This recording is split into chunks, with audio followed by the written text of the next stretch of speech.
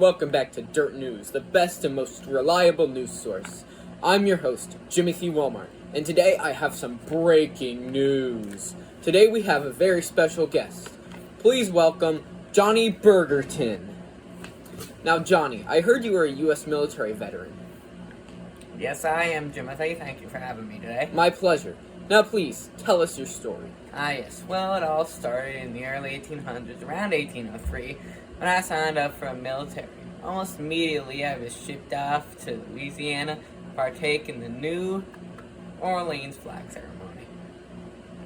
I heard that Louisiana was given to us by France. Am I correct? Yes, you are. Territory was sold to the U.S. in 1803 for $15 million. Many people were excited to explore new land, myself included, but there were some that were worried we were too big to be governed.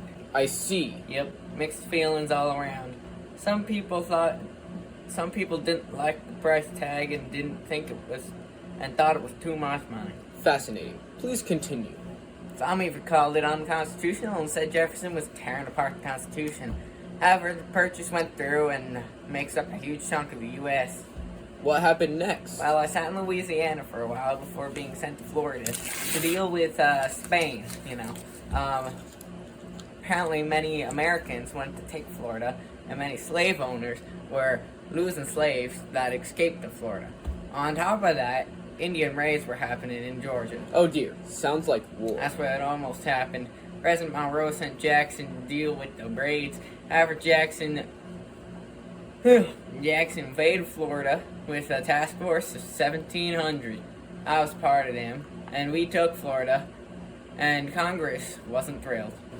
What happened next? Well, Spain and Congress made a treaty. The U.S. would keep Florida in exchange for 5 million settlers' claims against Spain, and recognition of Spain's Texan claims. Some people were mad, said Texas was worth 50 Floridas. What happened next? Well, I was ordered to the border with Mexico after it gained independence in 1821. There was a lad by the name of Moses Austin who was allowed to have a colony in Texas, and around 25,000 Americans moved there from the main states. Tensions were between the Mexicans and Americans were high, and Mexico closed immigration from the U.S. How did Texas respond? Well, Texas rebelled after General Lopez de Santa Anna refused their demands and threw Austin in prison. After he was freed, the revolution began. 1835 as the year began, and Alamo was hit. Lopez marched in with 6,000 troops, and after 12 days he took it, killing everyone in every Texan, no matter what. This made Texans furious. What happened to Texans after that? Independence.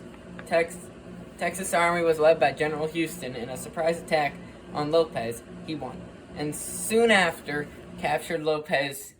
In exchange for freedom, Lopez had to remove his troops, and Texas gained sovereignty. What was the new nation's next step? Texas stayed sovereign for 10 years, and then Congress and mostly American population of Texas decided to join the Union. Where did you go next? Well, I took some time off and moved up to Oregon along the Oregon Trail, and eventually settled up there in 1844. Land was disputed between the U.S. and Britain, but in 1846 a treaty was made dividing the land. I stayed up there until April 2nd of 1846 when I was called back to the Army. How come? Well, tensions with Mexico were high. Border disputes were common, so I was ordered into a company to patrol the Rio Grande. When Mexican troops fired on us, 2 days later, war was declared. Hey Johnny. Yeah? Why did the tortilla refuse to fight in the Mexican-American War? Why? He didn't want to get wrapped up in all the conflict.